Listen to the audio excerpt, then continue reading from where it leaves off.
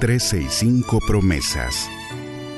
365 razones para creer que Dios nunca falla. Las hojas caen, bailan sin control.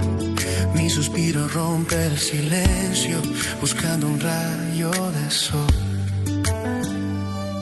Descubriendo al Dios que cumple lo que dice.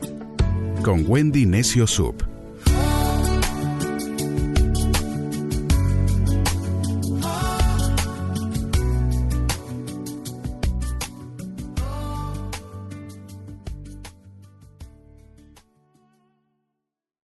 De junio, promesa 166. Donde hay unidad, Dios ordena la bendición. La promesa hoy la encontramos en el Salmo 133, versos del 1 al 3. En la Nueva Traducción Viviente, NTV, dice: qué maravilloso y agradable es cuando los hermanos conviven en armonía, pues la armonía es tan preciosa como el aceite de la unción que se derramó sobre la cabeza de Aarón, que corrió por su barba hasta llegar al borde de su túnica. La armonía es tan refrescante como el rocío del monte Hermón que cae sobre las montañas de Sión. Y allí el Señor ha pronunciado su bendición, incluso la vida eterna. La Biblia, el mensaje, lo dice así: cuán maravilloso, qué hermoso cuando los hermanos se llevan bien. Es como el costoso aceite de la unción que desciende por la cabeza y la barba, que corre por la barba de Aarón, que baja por el cuello de sus vestiduras sacerdotales. Es como el rocío del monte Hermón que desciende por las laderas de Sión. Sí, allí es donde Dios ordena la bendición, ordena la vida eterna. Creo que cuando nosotros elegimos la unidad por encima del orgullo, por encima del ego, Dios ordena una bendición sobre nuestras vidas. Porque la Biblia no dice que Dios simplemente envía bendición, dice que Dios la ordena. La palabra es poderosa, es la imagen de un rey dando una orden que nadie puede detener. Hay bendiciones que llegan por misericordia, pero hay bendiciones que Dios establece en lugares específicos. Y según este salmo, uno de esos lugares específicos es la unidad. Donde hay reconciliación, Dios ordena la bendición. Donde hay perdón, Dios ordena bendición. Donde hay personas que deciden amarse a pesar de sus diferencias, Dios ordena bendición. Yo quiero que tú te imagines esto por un momento. Personas de distintas tribus, de diferentes acentos, de diferentes edades, de diferentes historias. Sin embargo, durante el camino a Jerusalén, ellas subían cantando este salmo. Era como si David estuviera recordándoles: no olviden que son una sola familia. Y David no escribía esto desde la ingenuidad. Él era alguien que había vivido la traición, la división, la guerra dentro de su propia casa, así que sabía exactamente lo que se pierde cuando hay una ruptura. Por eso, su admiración por la armonía es de alguien que vio que la ausencia de armonía y de buenas relaciones destruye todo, porque el enemigo siempre ha entendido algo, que si no puede destruir desde afuera, intentará dividir desde adentro. Y eso sigue siendo cierto y real el día de hoy. Las dos imágenes que David usa no son casuales. El aceite derramado sobre Aarón no era cualquier ungento, era la señal visible de que alguien había sido apartado por Dios para una función específica. Y es lo que describe Éxodo capítulo 30. El rocío del monte Hermón era algo legendario en Israel. Con sus casi 2.800 metros de altura, el monte Hermón generaba una humedad tan abundante que su rocío alcanzaba regiones completamente secas. Existía agua de vida donde parecía imposible que hubiera agua. Y eso es exactamente lo que Dios dice acerca de la unidad. Es que Él hace fluir lo que antes no podía fluir. Él hace llegar bendición donde antes había sequía. Piensa por un momento en dos remadores en un bote. Los dos son fuertes, los dos tienen experiencia, los dos quieren llegar al otro lado, pero uno rema hacia la derecha y el otro hacia la izquierda. El problema no es la falta de fuerza, es la falta de dirección común. El bote gira en círculos, mucho esfuerzo, poco avance. Muchas familias viven así, muchas amistades viven así el día de hoy. No porque les falte amor, sino porque les falta unidad. Y la unidad no multiplica solamente la fuerza, multiplica el avance. Ahora, imagínate una orquesta. Cada músico tiene un instrumento. su parte, su personalidad. El violinista no suena igual que el saxofonista. Y sin embargo, cada uno toca su parte, no la del otro, sino la suya. Lo que sale no es ruido, es música. Así que la unidad no es que todos toquen el mismo instrumento, es que todos sigan al mismo director. ¿Qué te quiero enseñar con esto? Que la armonía no es una emoción, es una decisión espiritual. La palabra hebrea utilizada para armonía habla de habitar juntos, de permanecer unidos. No significa que no vamos a tener conflictos. Significa decidir permanecer unidos aun cuando tengamos diferencias, porque todos tenemos diferencias. Pero lo que la Biblia habla, la unidad bíblica, no es pensar igual, es caminar en la misma dirección, es caminar guiados por Dios. Nadie siente ganas de hacer las paces con alguien que lo lastimó. Nadie siente espontáneamente que quiere ceder. Nadie quiere dar su brazo a torcer. Nadie quiere dar el primer paso. Nadie quiere soltar lo que tiene razón de sostener. La unidad no nace de una emoción. La unidad nace de una elección. ¿Y cómo nos damos cuenta de esto? Cuando la persona madura revela que más le importa la relación que tener la razón. Vivimos en una generación donde la diferencia de opinión puede romper amistades, matrimonios, familias enteras. Pero un amor maduro decide algo distinto. Dice, yo no voy a permitir que esta diferencia destruya la relación que Dios quiere restaurar. Porque la pregunta aquí no es si tú tienes razones para mantener la distancia. Seguramente las tienes. La pregunta es, ¿qué te está costando mantenerla? Porque no toda guerra vale la trinchera en la que tú estás peleando. Ahora, David compara la unidad con el aceite de la unción derramado sobre Aarón. Ojo que este no era un aceite común. Era un aceite reservado exclusivamente para consagrar sacerdotes. Y fue descrito en Éxodo 30. Cuando Aarón fue ungido, el aceite fue derramado abundantemente sobre su cabeza, dice la Biblia, y corría por su barba, empapaba sus vestiduras, descendía hasta el borde de su manto. David aquí está demostrando algo extraordinario. La unción siempre fluye de arriba hacia abajo. La bendición no se estanca, corre, se mueve, alcanza a otros, toca generaciones, toca familias enteras. Es por eso que la deshonra detiene muchas veces lo que Dios quiere derramar, mientras que la honra abre canales. El orgullo siempre las bloquea. El día de ayer te hablé de honrar a nuestros mayores, de no desechar su potencial, porque lo que tú honras lo atraes, mientras que lo que tú desprecias siempre lo vas a perder. Cuando existe unidad, la gracia comienza a fluir como ese aceite. Y lo que Dios derrama sobre una persona termina alcanzando a muchos más. Así que hay una versión de ti que solo existe en relación con otros. Y Dios quiere que la conozcas. Porque hay bendiciones que Dios no puede darte en soledad, porque las diseñó para entregártelas a través de otras personas. Y luego David en el Salmo habla del rocío del monte Hermón, que era la montaña más alta de Israel. Sus nieves producían una enorme cantidad de humedad, y mientras muchas regiones eran secas, estaban áridas, Hermón parecía verde, se veía fértil, y ese rocío viajaba a distancias que parecían imposibles. Por eso David dice, la unidad es como el rocío de Hermón. En otras palabras, la unidad tiene el poder de refrescar todo lo que estaba seco. Hay matrimonios que no necesitan más argumentos, necesitan más unidad. Hay familias que no necesitan más explicaciones, necesitan más unidad. Y Dios hace crecer jardines donde las personas decidieron dejar de construir muros. ¿Te das cuenta de la bendición del Salmo 133? Que la bendición de Dios no persigue personas, persigue condiciones. Y la condición del Salmo 133 es una sola, la armonía, la disposición a convivir, a ceder, a elegir la relación, el vínculo sobre el orgullo. De repente muchos se preguntan, ¿y por qué no hay bendición en mi familia?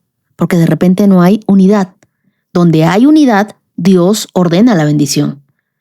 La paz que decides tú construir hoy va a ser ese suelo sobre el que Dios plantará la cosecha de mañana.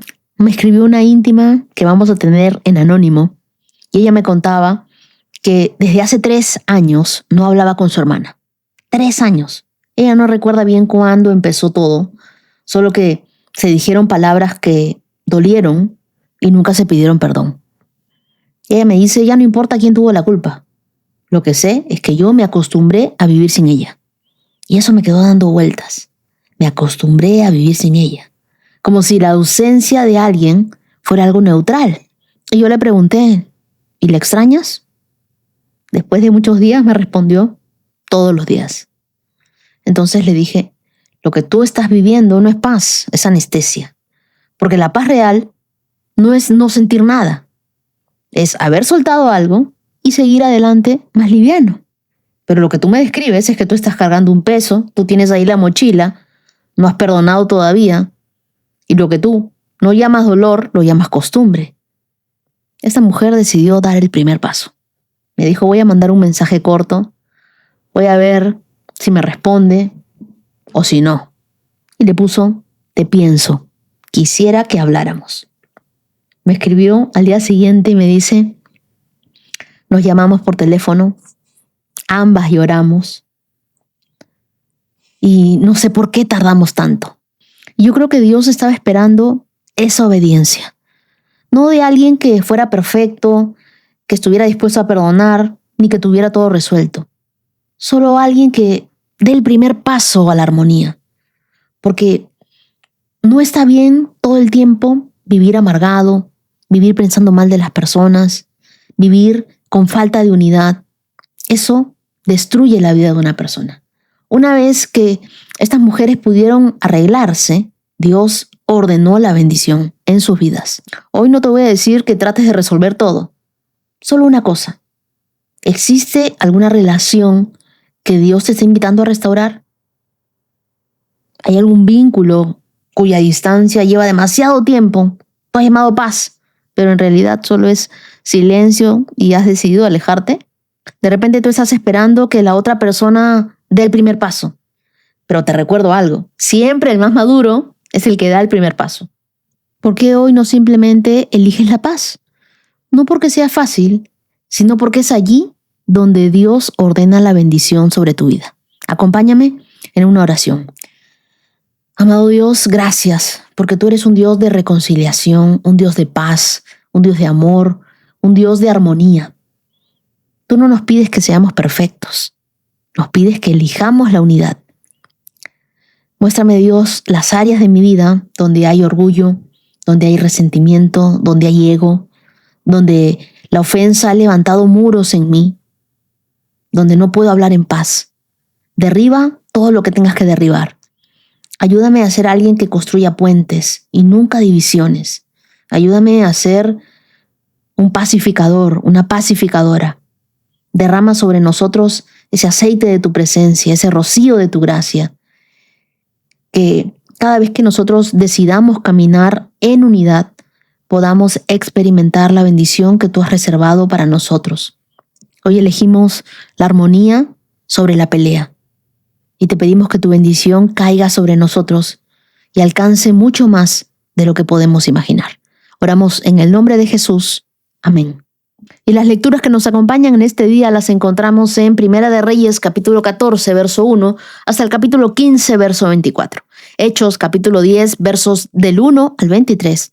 El Salmo 133, versos del 1 al 3, que ya no vamos a leer porque los acabamos de tocar en la promesa.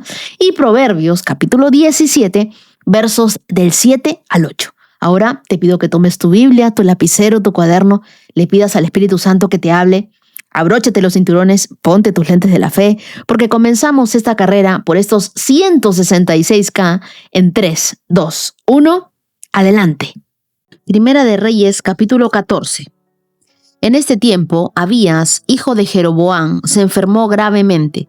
Por eso Jeroboam le dijo a su esposa, disfrázate para que nadie se dé cuenta de que eres mi esposa y ve a ver al profeta Ahías en Silo, el hombre que me dijo que yo sería rey.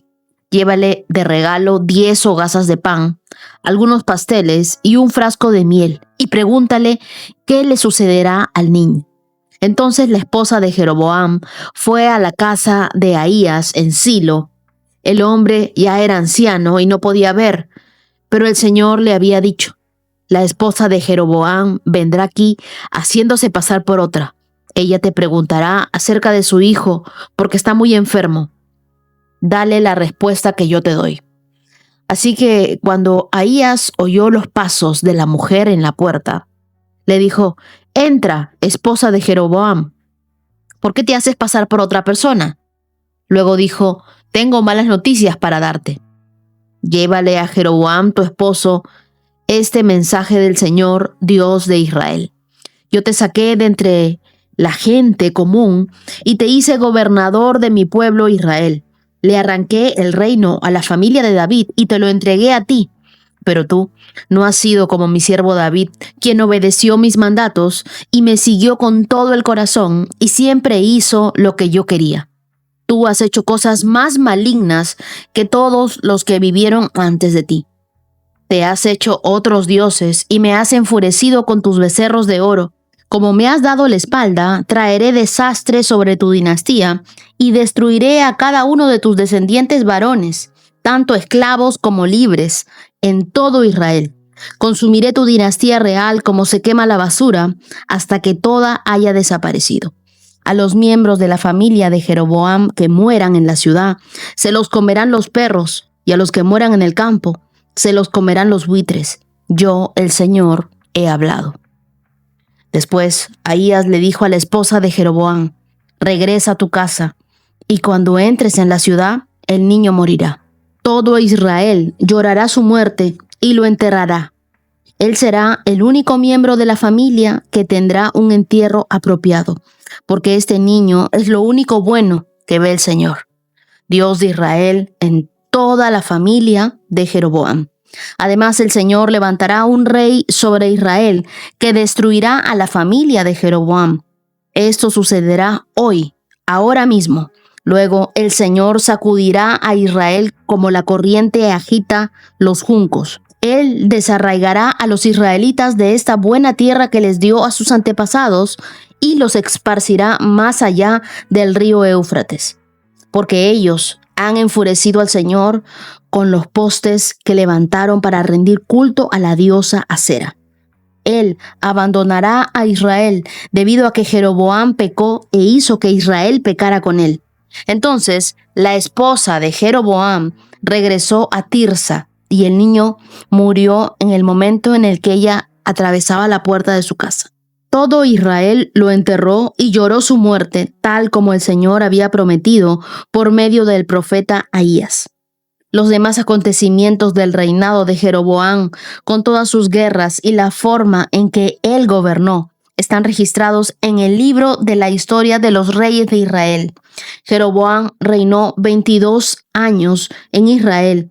Cuando Jeroboam murió, su hijo Nadab lo sucedió en el trono.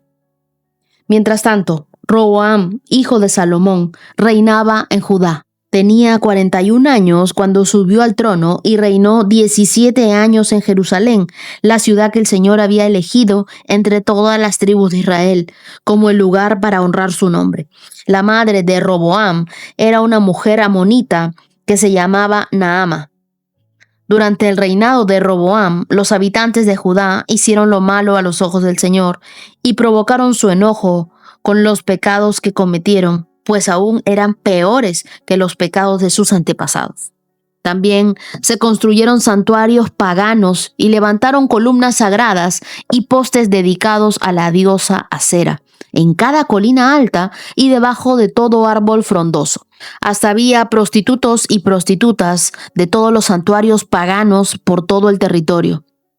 La gente imitó las prácticas detestables de las naciones paganas que el Señor había expulsado de la tierra del paso de los israelitas. En el 5º año del reinado de Roboam, el rey Sisac de Egipto subió y atacó a Jerusalén, saqueó los tesoros del templo del Señor y del palacio real, robó todo, incluso todos los escudos de oro que Salomón había hecho.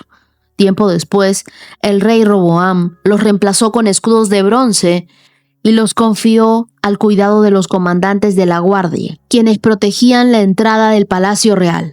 Cada vez que el rey iba al templo del Señor, los guardias llevaban los escudos y luego los devolvían al cuarto de la guardia. Los demás acontecimientos del reinado de Roboam y todo lo que él hizo están registrados en el libro de la historia de los reyes de Judá.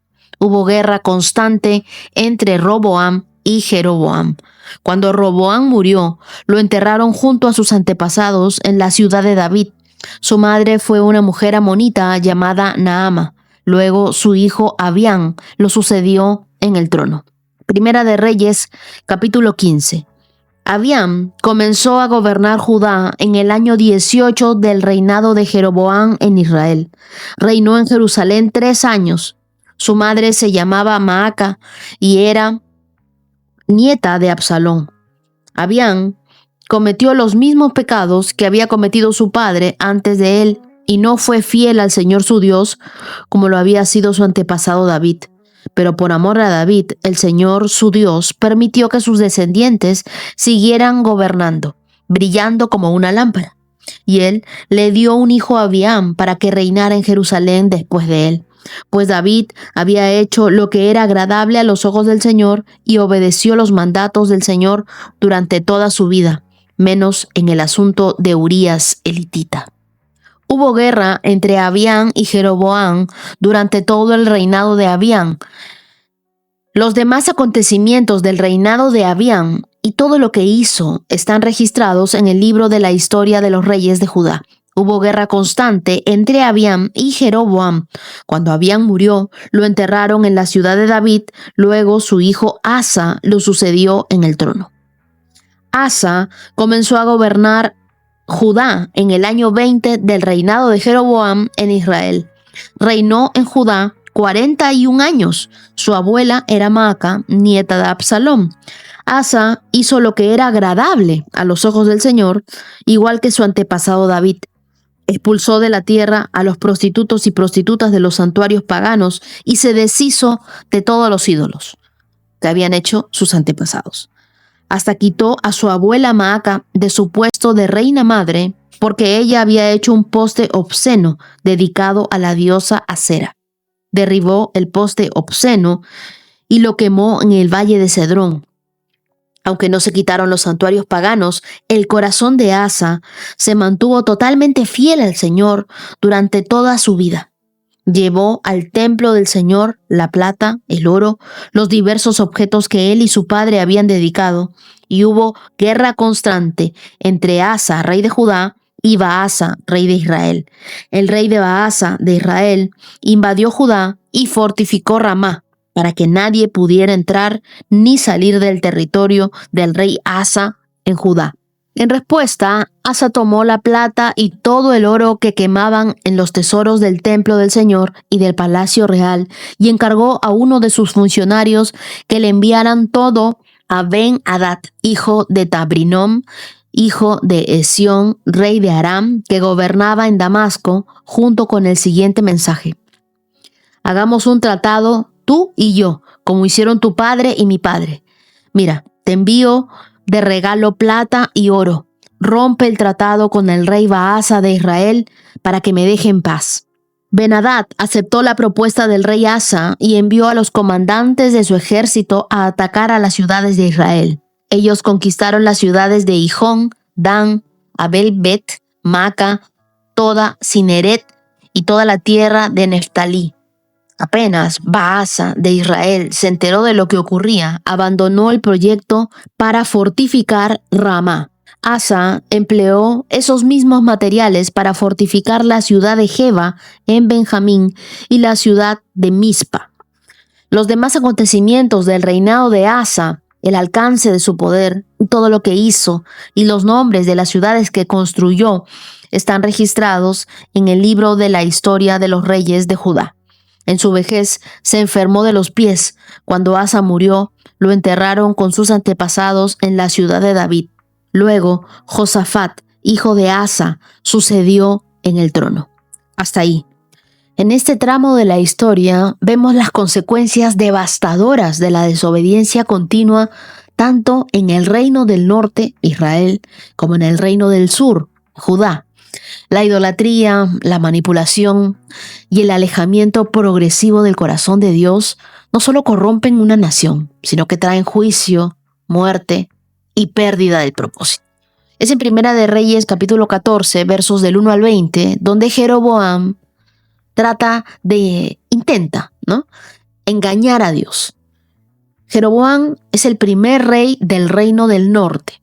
Sabe que su hijo está enfermo, pero en vez de buscar a Dios con un corazón sincero, como lo hizo David, él manda a su esposa, y no solo la manda a ella, sino que la disfraza para que ella consulte al profeta Ahías. Este acto revela más que miedo, muestra su intento de manipular a Dios sin rendirle obediencia. La mujer viaja a Silo para encontrarse con Ahías, y cuando Ahías habla, no endulza el mensaje. Le dice claramente: tu hijo morirá y la dinastía de Jeroboam será desarraigada. El juicio de Dios es firme, pero no por venganza, sino porque se violaron pactos espirituales y porque él no obedeció a Dios en las cosas que Dios le había dicho. Y muchos hoy hacen lo mismo, buscan una palabra profética sin intención de obedecerla. Y Dios no te dará una nueva instrucción si aún no has obedecido lo último que Él te dijo. Nosotros queremos ver milagros, pero no estamos entregados.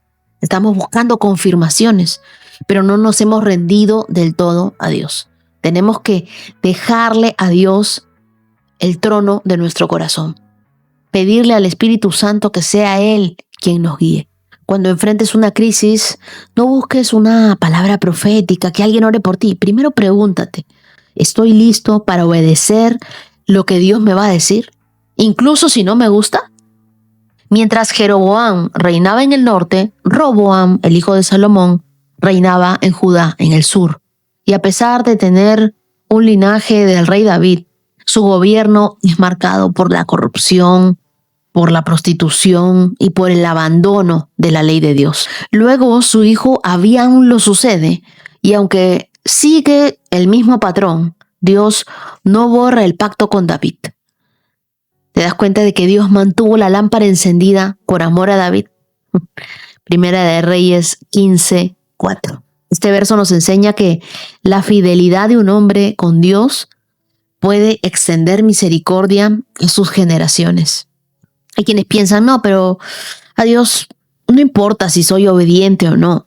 No, si tú eres obediente, esa obediencia tuya hoy es la herencia que tus hijos disfrutarán mañana. O, si tú eres desobediente, es la que lamentarán mañana. ¿Qué más me enseña la vida de Jeroboam y de Roboam? Que aunque tú puedas venir de una familia, de una generación de gente creyente que ama a Dios, pero cada generación, sus generaciones, sus hijos, sus nietos, deben decidir su propio nivel de compromiso. ¿Qué tan comprometidos van a estar ellos con Dios? Lo mejor que podemos hacer es cortar con patrones familiares que nos alejan de Dios, porque tu historia familiar puede influir, pero no va a definir tu destino. Finalmente aparece un respiro, el rey Asa, en Primera de Reyes 15, versos del 9 al 24. Y el rey Asa en Judá, aunque no era perfecto, tomó decisiones radicales. ¿Qué hizo él? Derribó los ídolos, quitó a su propia abuela del trono porque ella estaba promoviendo la idolatría, y trató de limpiar la tierra. Su celo por Dios fue valiente. Aunque también tuvo momentos de debilidad política, Asa no heredó un entorno piadoso, si te das cuenta, pero él sí eligió honrar a Dios. ¿Qué te quiero decir con esto? Que de repente tú en tu familia eres el único creyente, eres el único que ama a Dios. Y antes no has tenido nadie que amara a Dios como tú. Pero si tú lo amas, si tú lo obedeces, si tú lo sigues, no necesitas una historia perfecta, solo una decisión firme Yo creo en ti, voy a caminar contigo, y eso es suficiente para que Dios escriba un nuevo capítulo en la historia de tu vida. Ahora, misma tierra, nuevo espíritu. Judá seguía siendo el mismo territorio de Roboam y de Abián, pero con Asa hubo reforma. Esto demuestra que Dios puede levantar algo nuevo en el mismo lugar donde otros fallaron. Muchos viven creyendo que por venir de una familia rota o con un pasado complicado no pueden hacer la diferencia. Pero Asa nos demuestra que un corazón alineado con Dios tiene más peso que un apellido o una tradición. Y alguno me dirá, pero si en mi entorno nadie cambia, empieza tú. No necesitas el permiso de tu pasado para obedecer a Dios en tu presente. Hazlo tú, marca tú la diferencia. Señor, hoy quiero tener un corazón como el de Asa.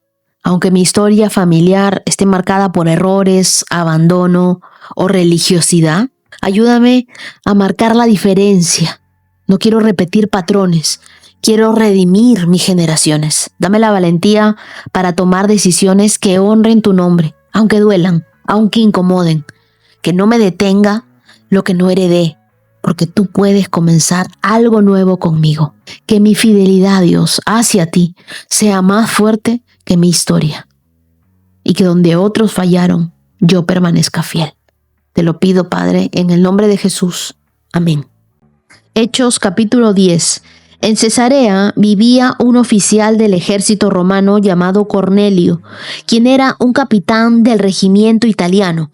Era un hombre devoto, temeroso de Dios, igual que todos los de su casa.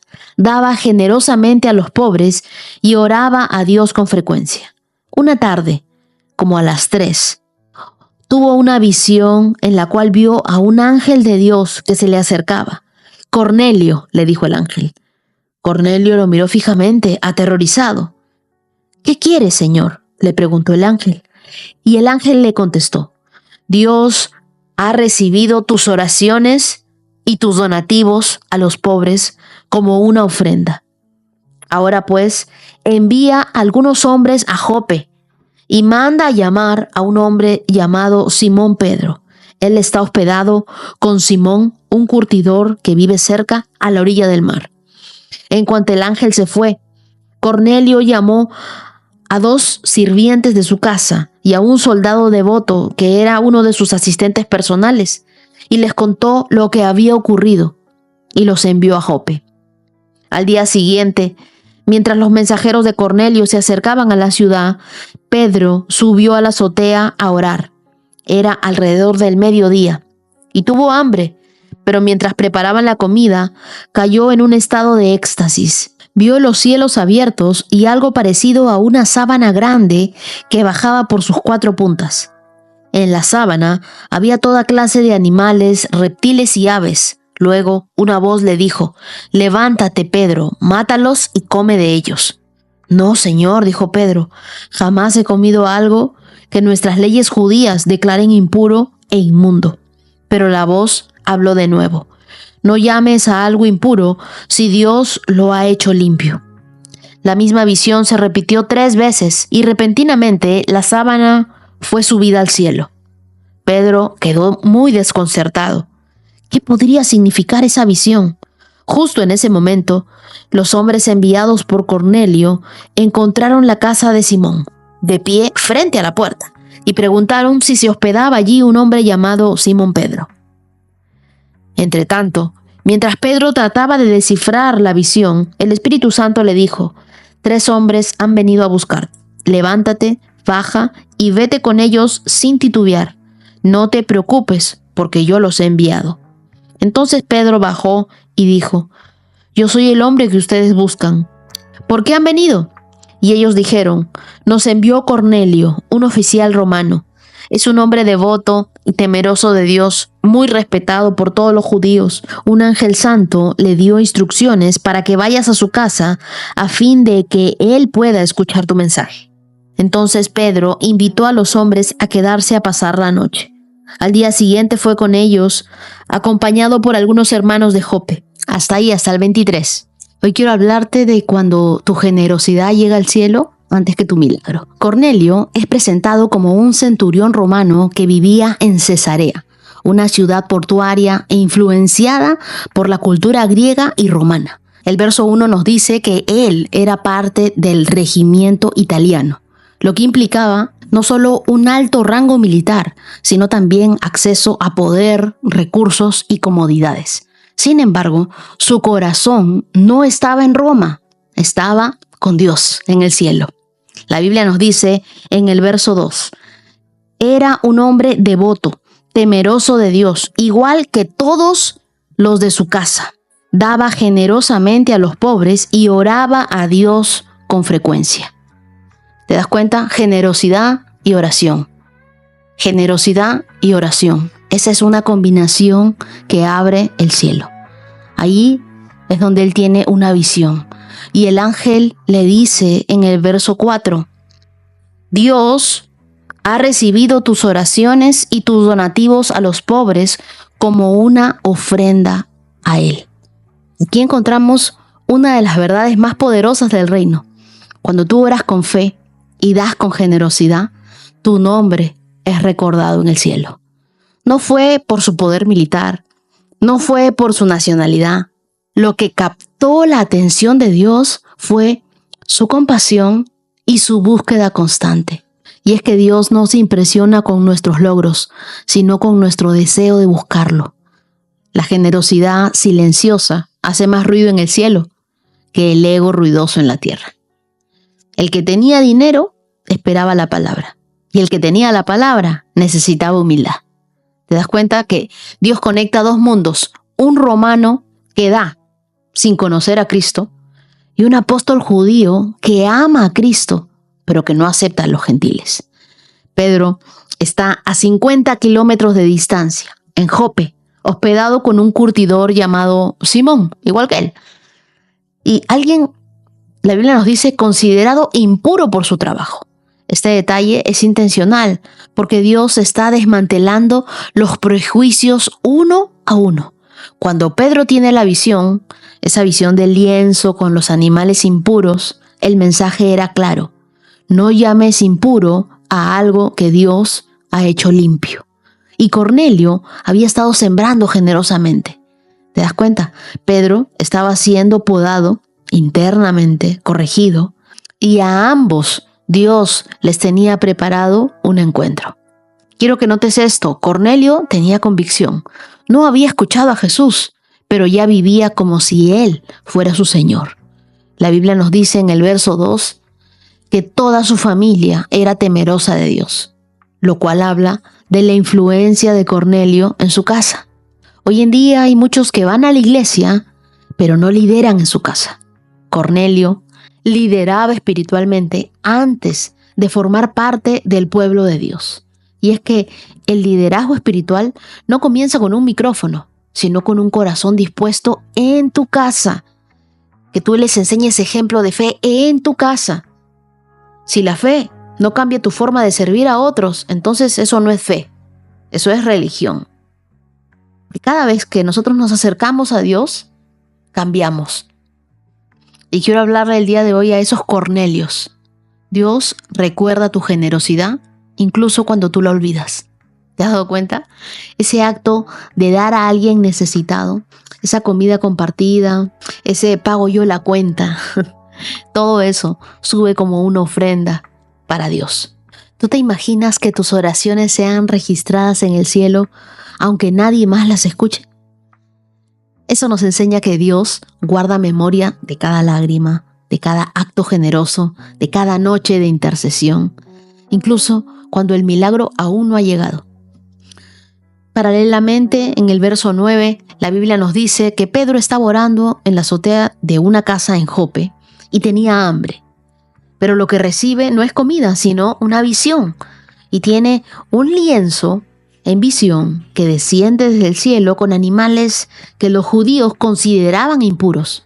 Y una voz le dice, levántate Pedro, mata y come.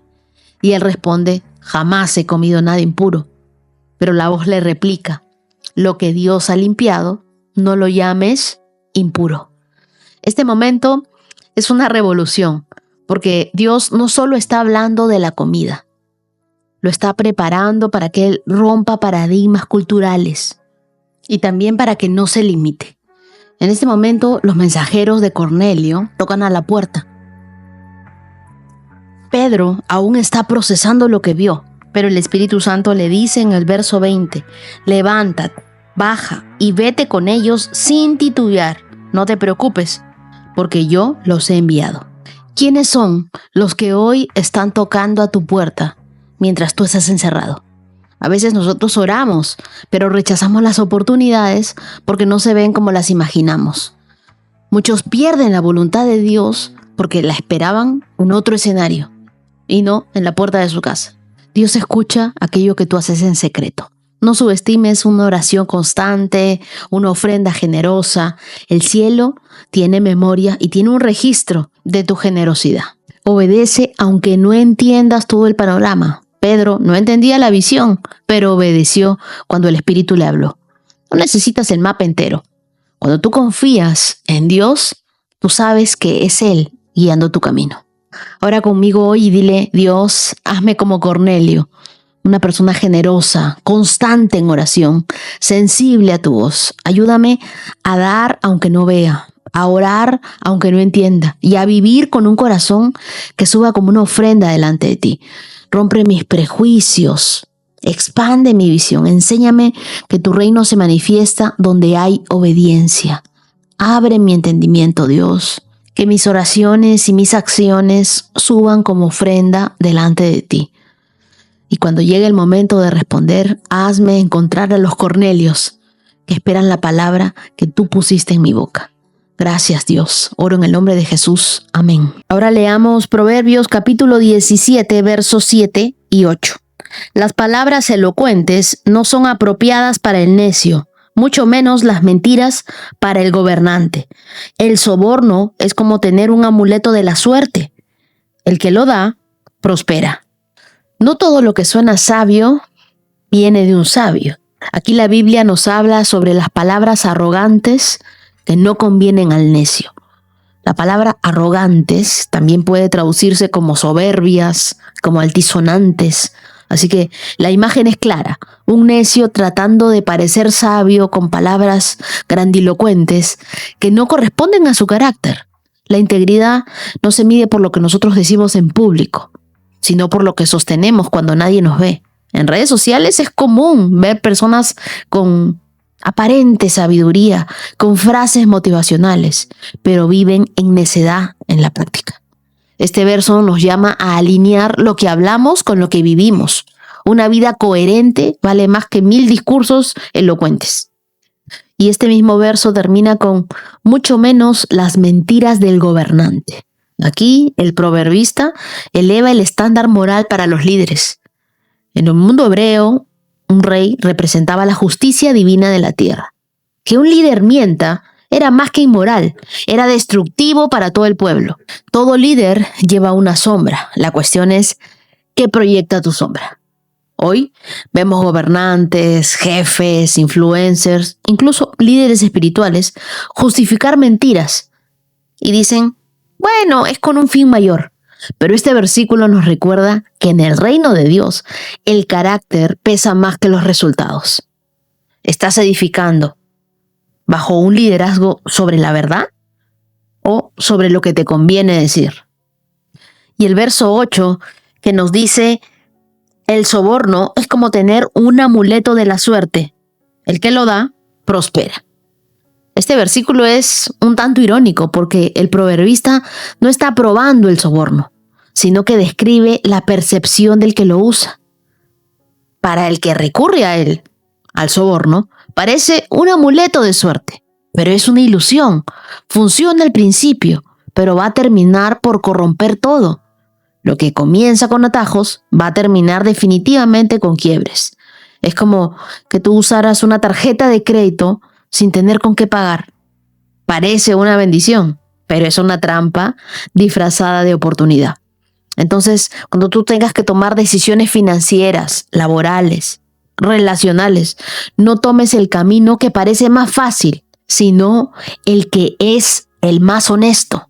A la larga, el precio será más alto que el beneficio. Estos proverbios nos recuerdan que el verdadero éxito no se logra con palabrería, ni con manipulación, ni con atajos, ni con amuletos, con nada. Dios honra al que camina en integridad. Aunque tarde más, vas a prosperar con integridad. Cuando tú eliges obedecer, aunque parezca que vas perdiendo, estás siendo parte de un plan mayor que no termina en esta escena. Hace poquito leía una frase que decía, no perdí, en realidad gané. Y cuando a veces uno dice, no, pero estoy perdiendo este soborno, estoy perdiendo de ganar. No, no perdiste, en realidad ganaste. Y tú me podrás decir, ¿pero qué estoy ganando? Estás ganando integridad. Estás ganando que Dios escuche tus oraciones. Estás ganando su respuesta. Estás ganando obediencia. Acompáñame en una oración.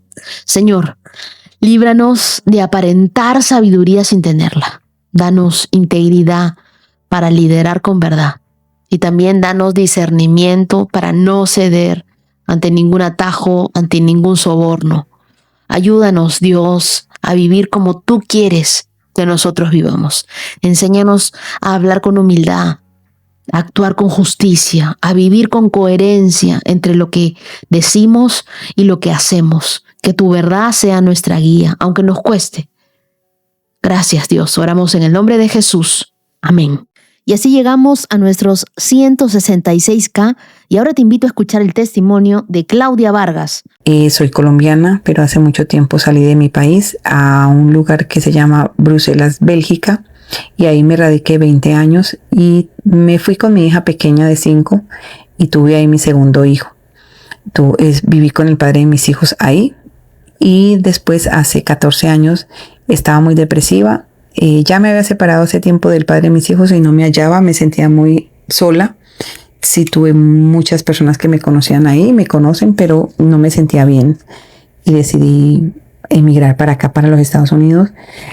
Empezar de cero fue muy difícil porque dejé a mis 2 hijos y a mi madre. Porque soy única hija. Empecé aquí y me ha ido bastante fuerte, me ha tocado tener muchas pruebas, pero yo nunca busqué a Dios. Lo busqué en este país. Al ver que yo me sentía muy desolada, hace un par de años yo vengo buscando mucho a Dios y este año empecé contigo desde enero porque me llegó tu podcast por una publicidad en TikTok y empecé a seguirte.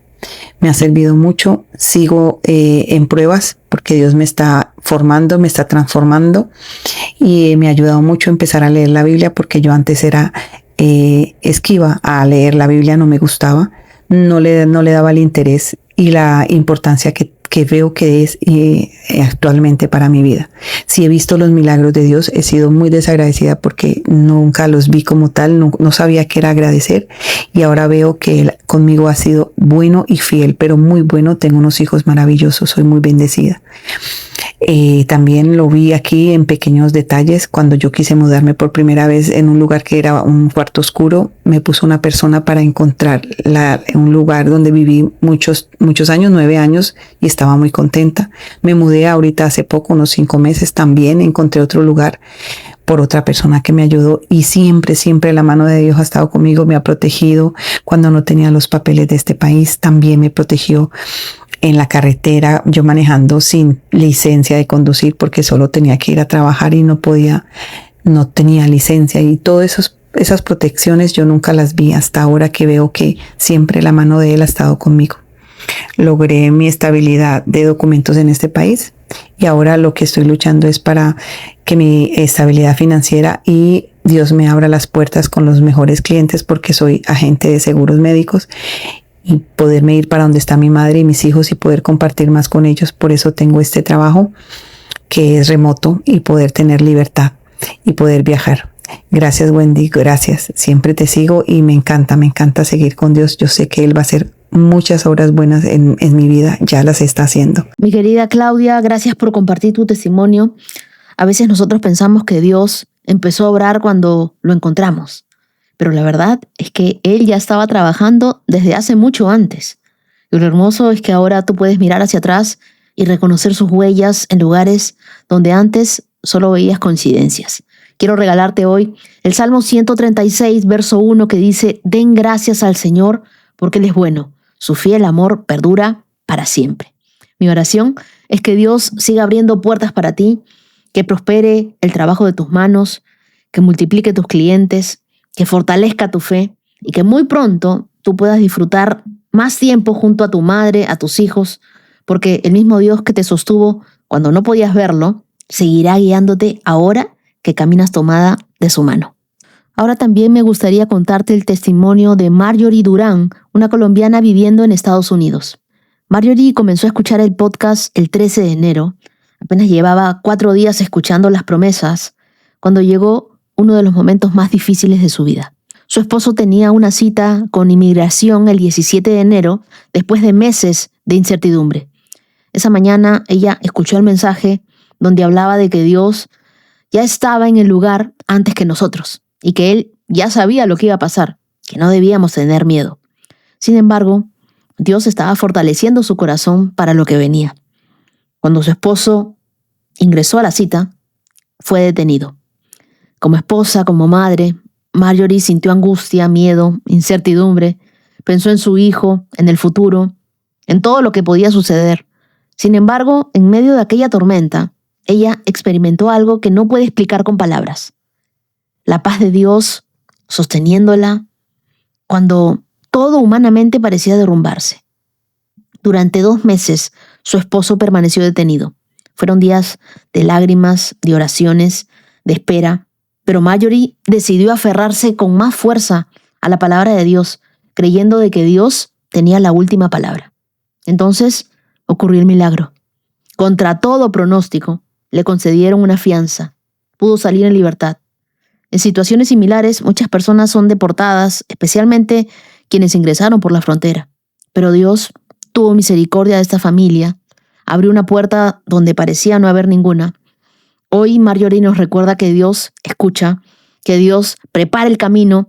Antes de nuestra llegada, Él ya sabe lo que va a suceder y Él está obrando. Ahora ella se prepara para una nueva cita migratoria, pero esta vez ya no está dominada por el miedo. Esta vez va acompañada por la presencia del Espíritu Santo y con la certeza de que Dios está allí esperándola.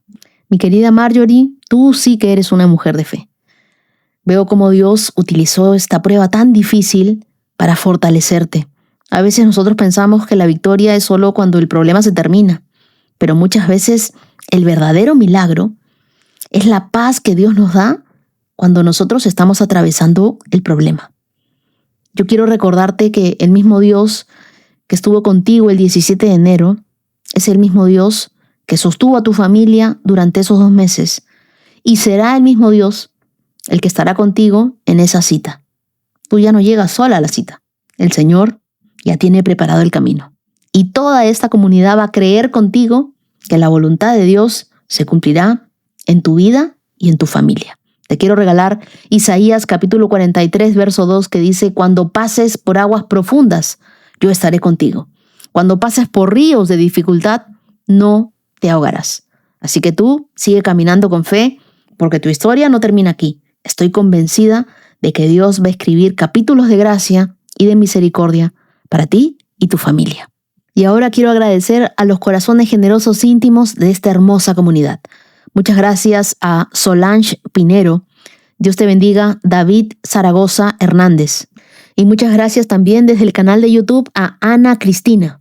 Y a ustedes, queridos, quiero regalarles Lucas capítulo 11, versos del 9 al 13, que dice, en la versión de la Biblia, El Mensaje: pidan y recibirán, busquen y encontrarán, golpeen y se abrirá la puerta.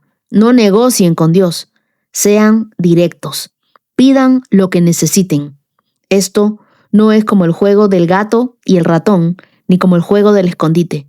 Si su hijo pequeño les pide una porción de pescado, ¿lo asustan ustedes poniéndole una serpiente viva en el plato?